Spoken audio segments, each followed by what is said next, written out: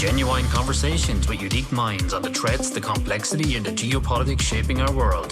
This is the Entropy Podcast with Francis Gorman.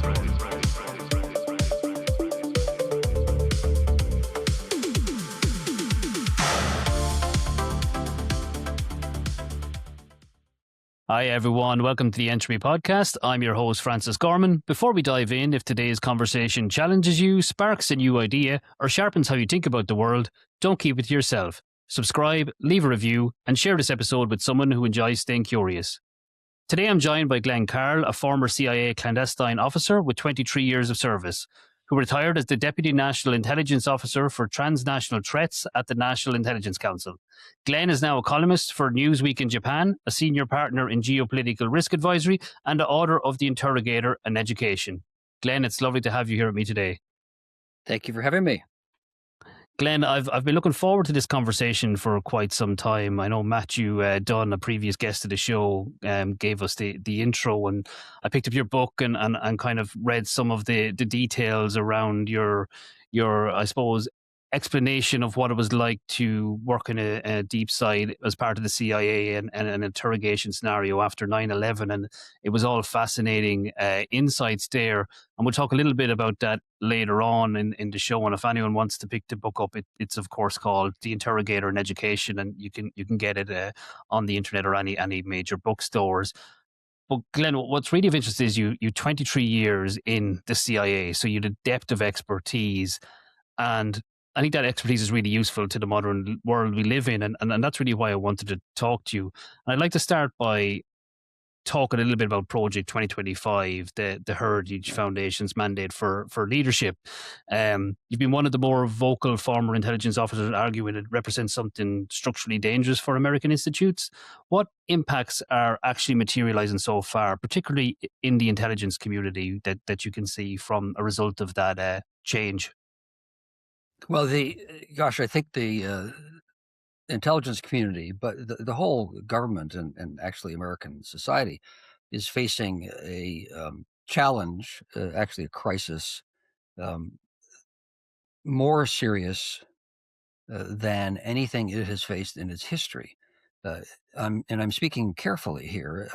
It's the greatest, I often have said, the United States is confronting the greatest crisis to its institutions and society since the creation of the United States 250 years ago. It's greater than the Civil War, when the country was split in half and we massacred 600,000 of each other, because it challenges the institutions and the fabric of our national narrative and our beliefs.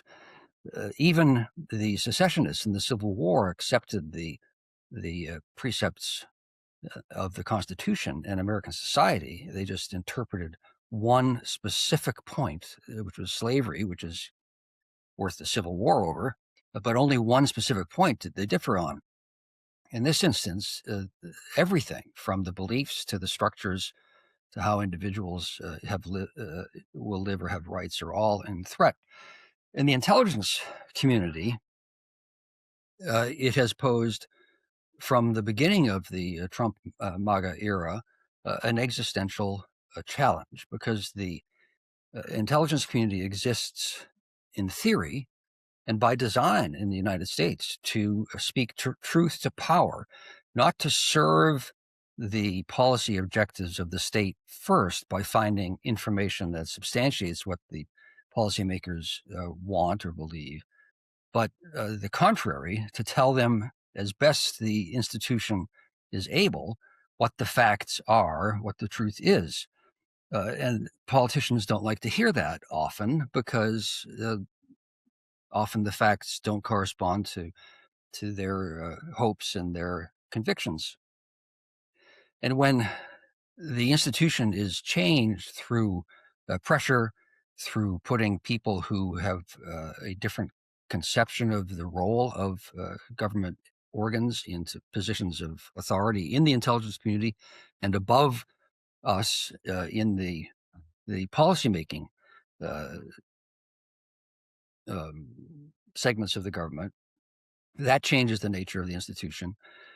And when you also, if you challenge what the leaders want to hear in this environment more than ever before, you'll be fired, removed, or prosecuted, denounced, destroyed. So what is an intelligence officer or the intelligence agency to do? If you do your job, you risk your job. If you don't do your job, you betray your oath. If you do your job, you betray your oath. And CIA officers take their oath very seriously. It's not a hokey, old worldy, dated kind of concept. Cynicism and skepticism and attachment are supposedly wisdom in our contemporary societies. But that truly is not how it is for most civil servants, certainly in the agency. They take their oath very seriously. It is a sacred covenant. So what do you do? When you think that, well, whatever you might think, when one knows, and this is a fact, that some of the most critical intelligence the United States can obtain and possess is immediately shared with the opposition, as in the Russians. And that has been documented to have happened. So if you share the information with your superiors, which is your job, then you betray your sources and possibly get them killed and compromise programs that might have cost billions of dollars to develop or to run, and you endanger the national security as it is understood by the institutions. It's an existential crisis. So it's paralyzed, I think, a lot of the functions of the CIA and the intelligence community. And it has made, I'm not there now, I'm on the outside, but I can only imagine it has made every level of the intelligence community wary of sharing the fruits of its labors, its facts, discoveries, and assessments with the policymakers, because it's a career endangering and possibly a nation endangering act. It's an astounding situation we're in. It seems to be truly unique, and it's a real kind of mirror to the world we live in at the moment. And the Russia connection, I'll come back to that a little later on in the conversation, because I do want to pull in that thread a bit and explore it a bit more. When when I'm watching the news at the moment, I kind of, as you would say, some things are almost humorous and others are directly shockworthy. And I think on April 7th, one of those shockworthy moments really became clear when President Trump posted on Truth Social that a whole civilization will die tonight, never to be brought back again. The White House has kind of played it down in terms of a pressure play that the president was trying to put against Iran to get leverage for them to come to the table. But as someone who spent his career assessing transnational threats, when the president of the United States makes a statement like that, what actually happens within inside the intelligence communities? How do they react to that? Because I'm assuming it wasn't scripted, or there wasn't an awareness that that was going to be said, and it was, I suppose, from the outside looking in, one of the most significant things a president has ever said openly while in power. Well, it's an astounding situation we're in. I mean, the comedy show that is sort of culturally defining in the United States for 50 years is Saturday Night Live. Non-Americans may not be aware of this show, but it's a satirical program that generally pokes fun at national level political figures and social figures, actors, and so on. And the skits that they do, uh, literally, they aren't creative writing whatsoever. What they do is simply quote verbatim Donald Trump or his policymakers, his staff and Republican supporters, because the things that they're saying and they're doing are so lunatic that the best satirical writers have no purpose really to write anything anymore. All you have to do is quote them. It's an astounding challenge or threat to our institutions, because we have a leader who, and I don't say this to insult, I say this to diagnose, trying to be objective here, who is emotionally about 6 years old and psychologically is a sociopath, and substantively is the most ignorant man, um, certainly to have held the office in 100 years. If you go way back, you can probably find some fools you can certainly find fools who were president, but not many, and none who were malign in their intent because they actually disdained the institutions that they were leading. Yeah, it is definitely unique, and I suppose hopefully we won't see it again in our lifetimes. But it's a very strange situation we're in And worldwide at the moment. if I can jump in on this, this is when I do interviews, and anyone who engages in a political discussion in America, anywhere, I'm sure, but in America, to say anything like it did immediately becomes a partisan issue, and you're challenged saying, "Oh, that's just because you're hostile to him and to Republicans, and because you're a liberal or you're a socialist or whatever." None of that is true in this instance. I don't. I mean, of course, I care. I have my own views on whether there should be capital punishment or not. There should be abortion or not. We should invade, attack Iran or not. We should lower taxes, raise taxes. All of those things are legitimate issues to have disagreements on. I really don't care. I can have the deepest respect for someone who disagrees with me on everything, so long as they accept the Constitution of the United States and what that obliges institutions and individuals who serve them to respect and to do. That's all there. All. I mean, it's not. I don't mean to dismiss it. That is the issue. It's not on the substance of political direction. So um, there has been nothing like this ever. And this does go back in a way that few could see. Political analysts, some did, some of my colleagues and I did, but we were on the inside. You referred to, and so therefore had access to dynamics and realities that an average person could not be aware of immediately. But you alluded to my book, and my book is about the enhanced interrogation program, which is actually torture program. But there is a larger issue going on, of which the torture, frankly, was a symptom. And it's really at the root of the whole Trump phenomenon. It's called the theory of the unitary executive power, or theory of the unitary executive, which says that the American institutions are poorly designed and they're inefficient and they're ill-suited. They're unsuited for a superpower or for a country to engage in coherent international policy. All of those positions, all of those statements may well be correct. The U.S. Constitution was explicitly, intentionally designed to be inefficient because it was decided by the founding fathers inefficiency was preferable to tyranny. You didn't want to have any one power, faction, part of the government, or individual with too much authority. Thus, we have the separation of powers, and we have the Supreme Court that can override legislative acts, and on and on and on. All of the things that one should study, but no longer does in civics and in America and elsewhere, I suppose, too.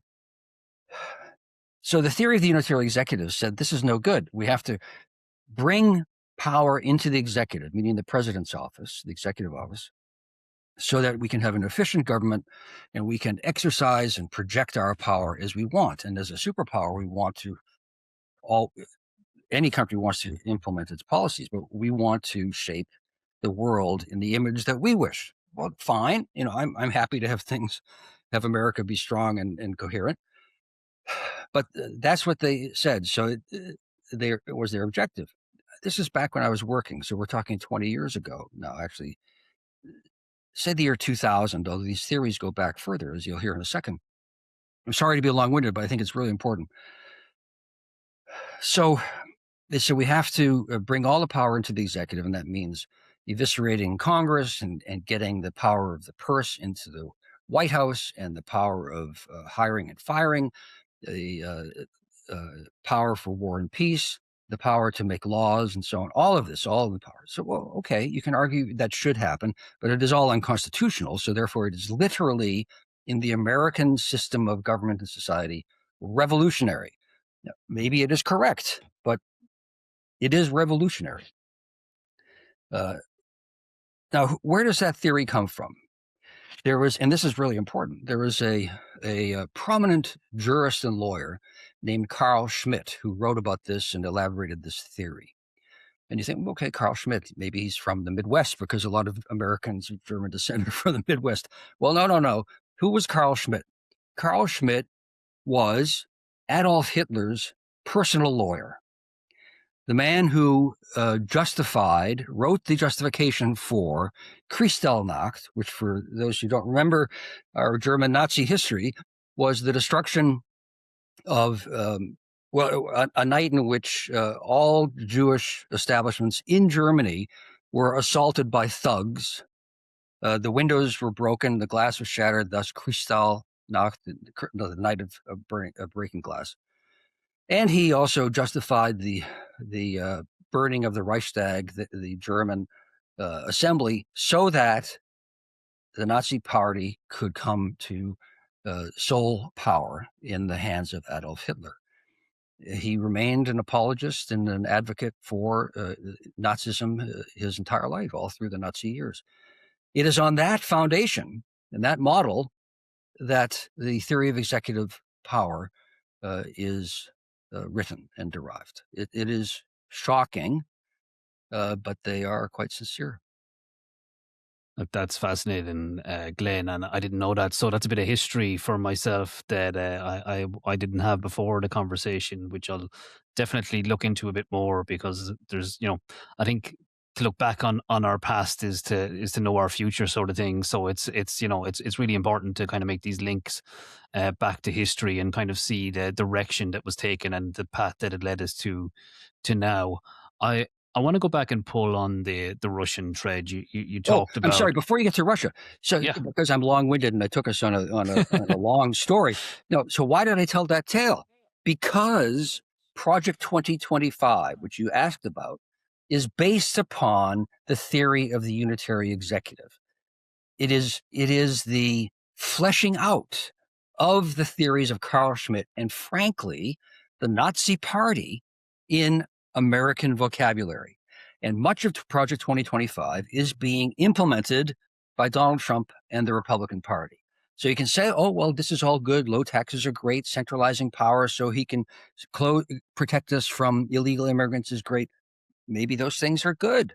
But the structure that it's happening in also has long-term consequences for your rights and mine, and whether you can walk down the street and look a certain way or say a certain thing.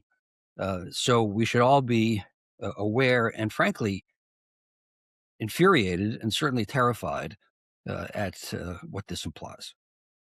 Okay, well, that context just makes the roadmap that where we ended up a little bit more terrifying. So, thanks for the link, Glenn. That is, it's very worrying when you start to kind of draw those dots together. Let's talk about Russia for a minute. And you made a comment earlier that the intelligence agencies are almost fearful to share information because it could end up getting their counterparts killed because it's shared back with Russian intelligence, I assume was the takeaway there. You've often referred to Trump as a Russian asset. I don't think in the general term as a spy, but someone who's been cultivated and influenced by Russia over the decades. What is the assessment that has led you to that conclusion? Mm-hmm. Therein is another huge, astounding tale, and some of your listeners might know Edgar Allan Poe, and the story that made him famous, and his most famous story from almost literally 200 years ago now, is the Purloined Letter. And where is the best place to keep a secret? Well, in that story, there was a secret letter that people had to find, and they searched everywhere, and they could never find it. And where was it? It was lying on the desk, open, in a stack of papers, and no one ever thought to look at something which was in plain sight. So keep that in mind with the story of Russian intelligence approaches and manipulation of Donald Trump and the American political system and American society. In intelligence, it's really important, or it is, no, for anyone, it is really important to understand that in intelligence, there are no coincidences. If what you do as an intelligence officer is, one, you try to hide what you are doing so that no one can see it, and two, the other perspective, on the other direction, you look for anomalies, something that's out of normal. Glenn Carle goes to the dry cleaners every Tuesday, takes his daughter to football practice every afternoon after work. On Saturday, goes out with his wife to a restaurant, goes to church on Sunday. That's his routine. Well, one Tuesday, he doesn't go to the dry cleaners. Well, maybe he had a cold, or he wore his shirt 3 days instead of one or something. Maybe, but maybe not. Who knows? And if the person is of any conceivable interest, Glenn Carle is a diplomat. He's not a shoe salesman in Manchester, New Hampshire. Then why did Glenn not go to the dry cleaners that day? And if it happens once, you still should pay attention to it if you have the resources to do so. If there are two anomalies, two coincidences, well, then every fire alarm in the entire building should go off, because you have to look at that as an intelligence officer. And if you don't, then you'll find yourself with your country invaded because you didn't see the signs. That happened. That explains every, quote, intelligence failure. You look at the October 7th Hamas attack of the Israelis, there were numerous signs over weeks that the Israelis did detect, but they didn't pay attention. It was anomalous behavior, and it was explained away as, oh, well, they just moved their training schedule up a day because Ramadan is coming or something like that. But no. So that's what one has to look for. Now, in the context of Donald Trump and the Russian intelligence service, the Russians are superb. They are superb. They do get a lot of things wrong. They have many delusions, but they're extremely professional, extremely so. And they think they can afford to be much more long-term in their approach than Americans can, or even the British. The British can take a longer view than the Americans. There are structural reasons for that, but just take that as a given for the moment. So they play the long game. I had retired from the agency, and I was doing my normal life, and Donald Trump became he'd always been for 40 years, he's been a public figure, but he became a national political figure in 2015 when he started to run for office. So fine.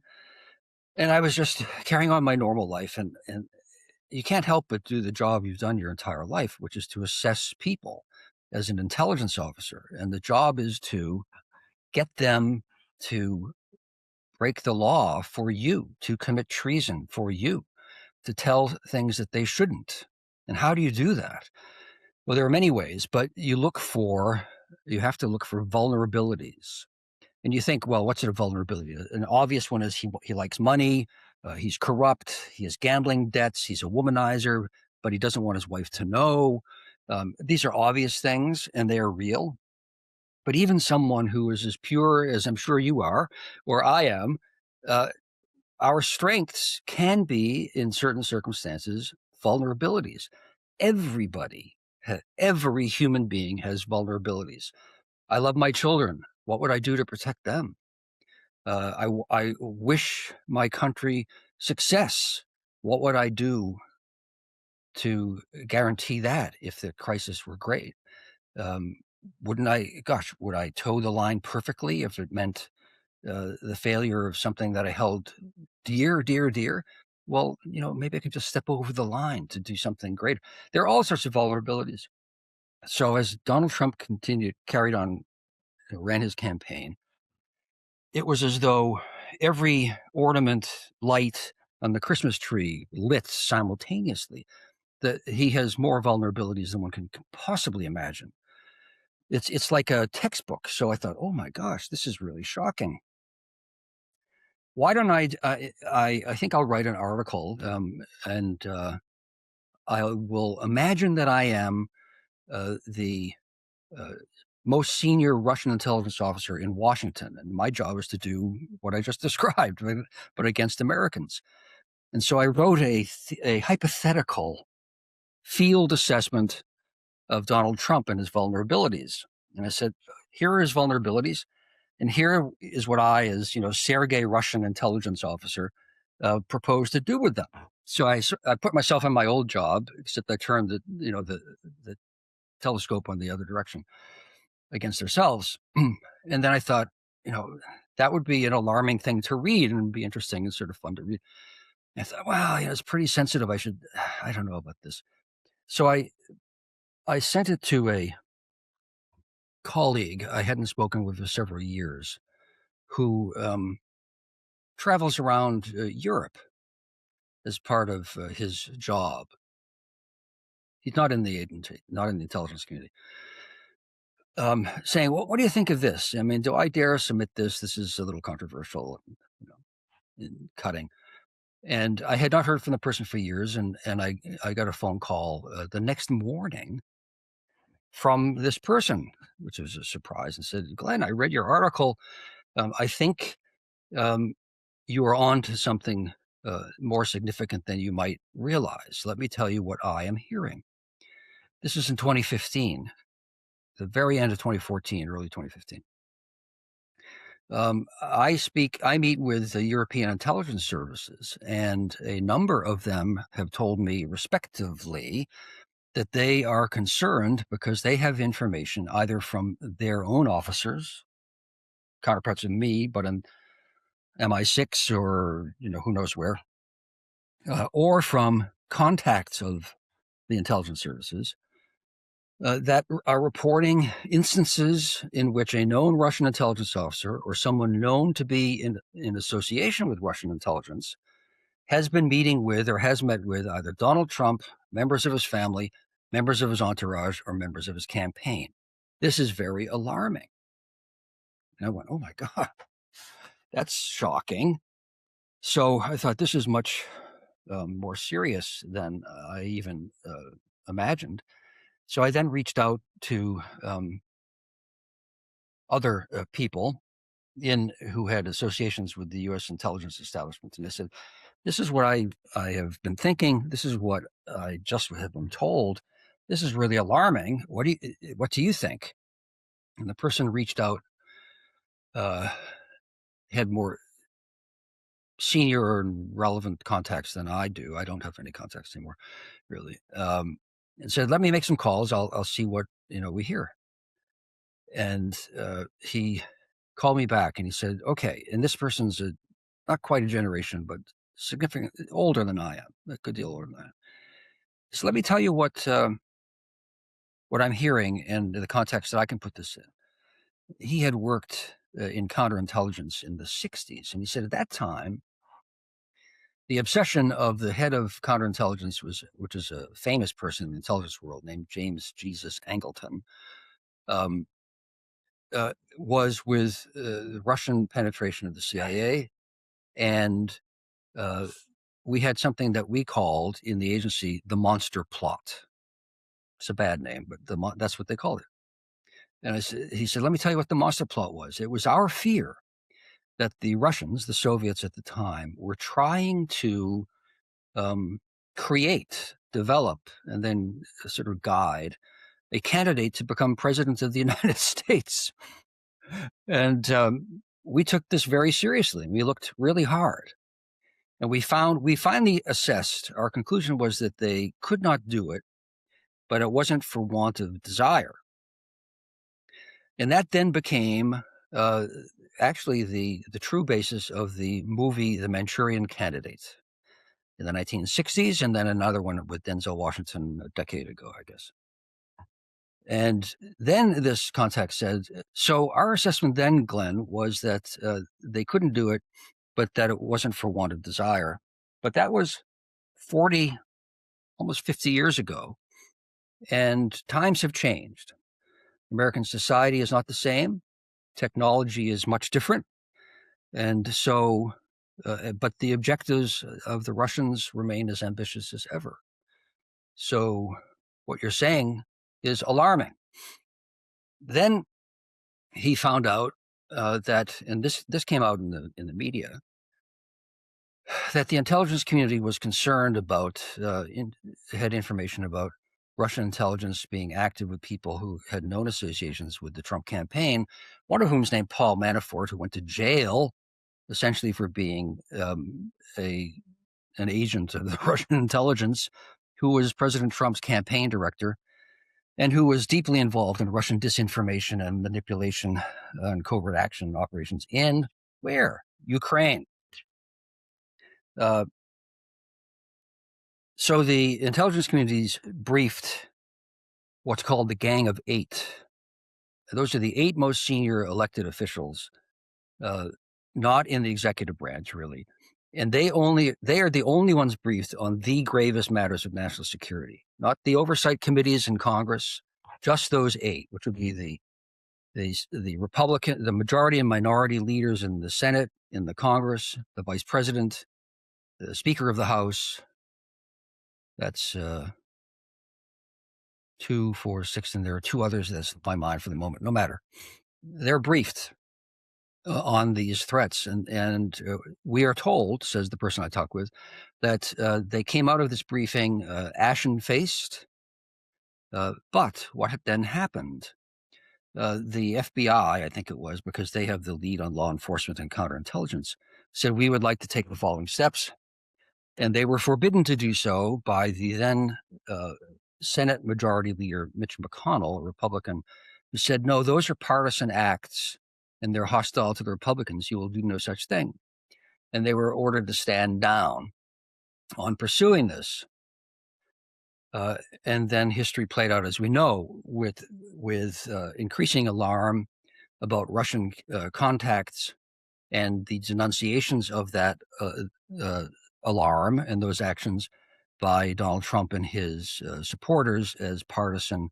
And then the counterattacks continue to this day, where the former head of the CIA, a man named John Brennan, whom I know well and have a great deal of respect for, is still, they're trying to prosecute him and on and on and on. But the indications were widespread. Now, I'll just give a little data point, and then I'll stop yammering for a moment. A couple of data points to make this more concrete for the listeners. There are over, I forget the exact number, but over 400 documented instances, publicly documented, in which have been substantiated. You can go to the sourcing of contact of known Russian intelligence officers or people known to be associated with Russian intelligence with Donald Trump, members of his family, members of his campaign, his entourage, or senior officials related to him. In the last 20 years or something, that's publicly known. It is known that the Russians dangled a Trump Tower next door to Red Square and the Kremlin, because what greater carrot is there to enticement to Donald Trump than that? It is known that Trump Tower in Toronto, which went bankrupt, as many of the Trump enterprises have, the day before its foreclosure, and to the tune of hundreds of millions of Canadian dollars, hundreds of millions of dollars or pounds or euros. A Canadian immigrant from Russia said, I have just learned about this wonderful investment opportunity. Please let me guarantee it because I think it's a great idea. And so he bailed out the Trump Tower in Toronto. Trump bought an apartment or a house, I'm not sure, in the south of Florida. Well, very good for him. It cost, I think, $20 million. This is decades ago. He never set foot in it. That's fine. He sold it shortly thereafter. That's also fine. For $60 million, great business deal. To whom? To someone associated with a Russian oligarch. What does one need to know about Russian oligarchs? The kleptocracy of the Russian economy and society since the fall of communism has been astounding. And Yet, no Russian oligarch may expatriate any of his money without the okay of the Russian intelligence services in the Kremlin, meaning Vladimir Putin. And if you don't toe the line utterly, you will then fall out of a window someplace in the United Kingdom. There have been, and that's not a joke, there have been, I think, 49 mysterious fallings out of windows in Great Britain of Russian immigrants who have run afoul, fallen out of windows as a result of the Kremlin because they said the wrong thing or were doing something that was threatening in any way the power of Vladimir Putin. So none of these steps financially occur without the knowledge of, and frankly, the guidance of, indirectly or directly, of Russian intelligence. So one of those instances would be alarming for an intelligence officer. Over 400 for a person in a position of national authority is astounding. It's a tremendous success for Russian intelligence, and no one has succeeded in holding anyone almost to account in the United States as a result. Glenn, when you overlaid that information with the war on Ukraine and I suppose Putin's hybrid war on Europe more widely, from a European perspective, it kind of makes a lot of sense. And the constant attack of NATO in the round as well. There's a lot of parts of the jigsaw that come together when you lay it out that way, and people can draw their own conclusions. And we probably need another couple of hours to go into that piece in detail. But that is a fascinating insight that I think will get people to pause and kind of recap on what's been said here and try and understand it in a bit more. Well, here's another data point, which is a terrible term, that should give pause. Donald Trump's first visit to Moscow was, I'll get the specific dates a little off, but fundamentally this is correct. It was in 1982 or something to that effect. He had his first meeting, I think it was, with senior Russian people we have no knowledge of. A young, attractive woman, and that is a relevant statement in this story, from Russia contacted Donald Trump in the late 70s or early 80s, 79 or 80, at a time when he was he had just built a Trump Tower in Manhattan, and this was the talk of the town kind of thing, and said, oh, this is such a beautiful building.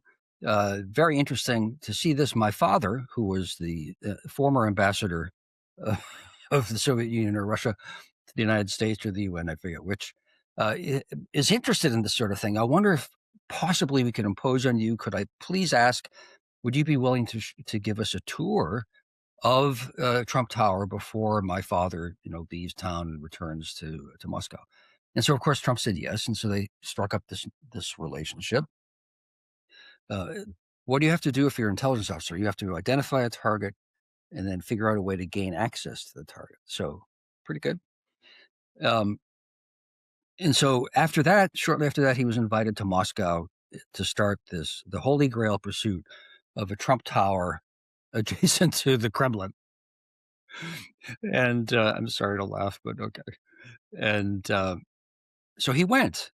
Fine, and that became the basis of the huge controversy on this tape, which has strange sexual practices alleged and so on. You can put that to the side. I mean, true or not, put that just to the side. Although I will guarantee you that any Westerner with any wealth or prominence, and even not, who travels to Russia will be paid attention to. And that the rooms that he stays in or she stays in will be bugged. That's just guaranteed. But okay. So what happened after this trip? Donald Trump comes back home, and within a week, there was an article, feature article, saying, and this was 1982 or something like that, Donald Trump should run for president. Will he run for president? What a president he would make. let's consider this. And all of a sudden, Donald Trump starts talking about how his uncle had been a professor of physics at MIT. And so therefore, Donald Trump was a genius in nuclear armament negotiations, and that he should be leading the nuclear arms reduction talks of the United States with Russia because his uncle had taught physics 25 years before at MIT or something. I don't know. I mean, one can only laugh at these things, but we continue to hear this every time the issue comes up from his own mouth. So all of a sudden, this is now floated, and no one takes this seriously. This is 1982. The publication was a lunatic magazine run by Lyndon LaRouche, who's a whole other story. But he's one of the kinds of people who has his disciples standing on street corners. This is literally true. In 1984, no, when was it? I forget what year I was in Berlin, but it was a year of American presidential election, and there were Lyndon LaRouche disciples handing out campaign literature in Berlin for the American presidential campaign for their own candidate, which at the time was Lyndon LaRouche. So they're a little out of the norm, let's say. And they have a lot of fringe ideas, but that was the venue. But that does not matter from an intelligence perspective, because how does intelligence work?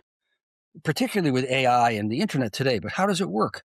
It doesn't matter what your first venue is. You want to get a message out. So what do? You can't go to Glenn Carle, who writes for the New York Times, because I'm not going to write something that's not sourced and seems a little cockamamie. I'm going to make sure I have 3 corroborating sources, and I'm going to weigh the pros and cons. I'm going to do responsible journalism. But if you give it to a fringe magazine, it doesn't matter. They publish Donald Trump should be president of the United States because his uncle was once a professor of physics at MIT. But then what happens? And this is now where the laughing should stop, because a small outlet somewhere in Europe says the American media source, such and such, has talked about Donald Trump as a prospective presidential candidate. Then what happens, and who knows what the origin of that magazine is, or the journalist, is that a news service like the Associated Press or something will be doing its job, and it will see, Glenn Carle Jr. reporter someplace will see, gosh, there have been 4 or 5 different news reports about Donald Trump running for president. Maybe there's something to this. And so I write the article saying multiple news sources indicate an interest of Donald Trump and some segments of the population in Donald Trump running for president. And all of a sudden, out of nothing, you have a real news story. That's what happens all the time. And that's what happened in this instance. So the 1982 tour of Trump Tower by the attractive daughter of a departing ambassador was a foundational act, most likely, in this whole chain of what seemed to be laughable and cockamamie events, but which are gravely serious and have had world-changing consequences. It's absolutely fascinating, Glenn. It's I can't even describe, it's like pulling back the blinds and all of a sudden seeing the full picture, and the way you've put it together and pieced it together, where you sow a seed and the seed then grows branches, and those branches then become kind of the structure of something that is actually not factual but becomes part of our reality, and it kind of plays into something else that I'm sorry to keep, you've obviously pressed the button here, but something else that's really important. You think, well, this is lunatic. I mean, who would ever take a failed real estate developer from Manhattan seriously as a presidential candidate? Well, but that's still someone who's engaging with substantial amounts of money in a major city. You could say, why should we take seriously Glenn Carle, who grows organic tomatoes in eastern Massachusetts in the United States? Seriously? Well, probably you shouldn't in either case. But what you do as an intelligence officer is, you don't only bet on one horse. If you sow 100 different, I'm mixing all sorts of metaphors, but if you throw 100 different seeds into the ground, maybe one of them will sprout at some point. That's a better metaphor than what I had before. And that's what you do. And that's what will happen. At some point, one of these things will actually succeed. And there where the long game comment I made about the Russians was really relevant, because they do invest in a lot of these incipient operations or feelers and so on, in a way that at least American services can't, don't. We don't devote, generally speaking, 40 years to an operation. That's an astounding achievement. It's brilliant work as an institution, and the Russians do. Glenn, thank you very much. That was really insightful. So it was, and you bring a really unique angle to the intelligence field that is really valuable for people in technology and business and in geopolitics, just to understand and try and piece together. So I really do appreciate that. We're nearly up on time, but there's just one last question I'd like to ask, if that's okay. Your book, you were made rewrite it a number of times by the CIA, and they redacted about 40% of the content that you initially had written. But you left in that blacked out content anyway. Can you tell me why, or was there a reason for that? Was that just let me show how much is missing and how much of the truth still out there? Well, that was the initial thought. Your last comment, yeah. So the agency redacted, which means censored, about a third, actually 40%. You're right. Of the initial 100, why am I laughing? Of the initial 100,000 words I wrote, they took out 40,000. And now they have a legal right and obligation to protect sources and methods of intelligence. And that I can totally accept that. That is a completely legitimate function.